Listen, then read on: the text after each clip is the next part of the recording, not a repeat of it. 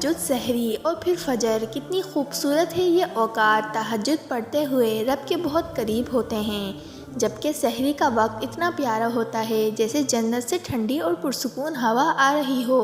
فجر کی نماز ادا کر کے ذہنی سکون ملتا ہے۔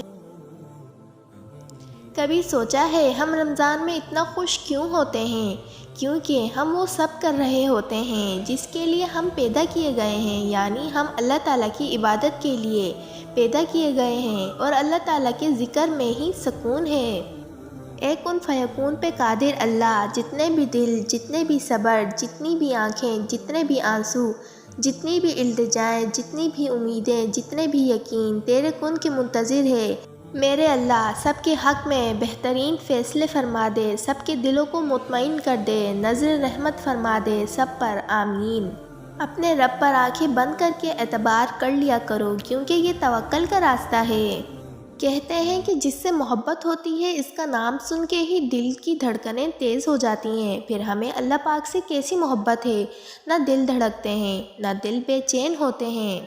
جب آپ کی آنکھوں میں بہت سے آنسو جمع ہو جائیں، جب کسی سے کچھ کہنے کا حوصلہ نہ ہو، تو آپ کبھی پریشان نہ ہونا، بس اللہ کی طرف دیکھنا، اس سے ایک محبت بھری نظر کے کرم کی دعا کرنا۔ بے شک وہی تو ہے جو روتے کو ہنسا دیتا ہے، وہی تو ہے جو بگڑی بنا دیتا ہے، اور وہی تو ہے جو ڈوبتی نیا پار لگا دیتا ہے۔ بس اس سے امید رکھنا، اس پہ یقین رکھنا۔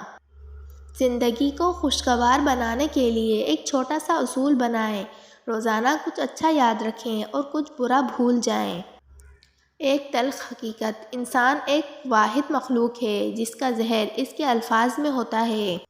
عبادت گاہ میں صرف جوتے اتار کر مت جائیں، بلکہ اپنی انا، اپنا کینہ، حسد بھی انہی جوتوں کے ساتھ چھوڑ کر جائیں تاکہ حقیقی سجدہ ادا ہو۔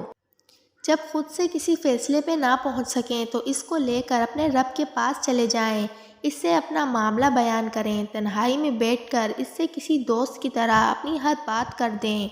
کبھی کبھی صرف اللہ پاک سے بات کرنے کی ضرورت ہوتی ہے۔ ہر تکلیف میں سکون دینے والی ذات صرف میرا اللہ ہے، ہر مشکل آسان بنانے والا بھی میرا اللہ ہے، ہر بیماری میں شفا دینے والا بھی میرا اللہ ہے، ہر دکھ درد کو خوشی میں بدلنے والا بھی میرا اللہ ہے۔ تو پھر اے انسان، کس بات پر تو تکبر، غرور اور مایوسی میں رہتا ہے؟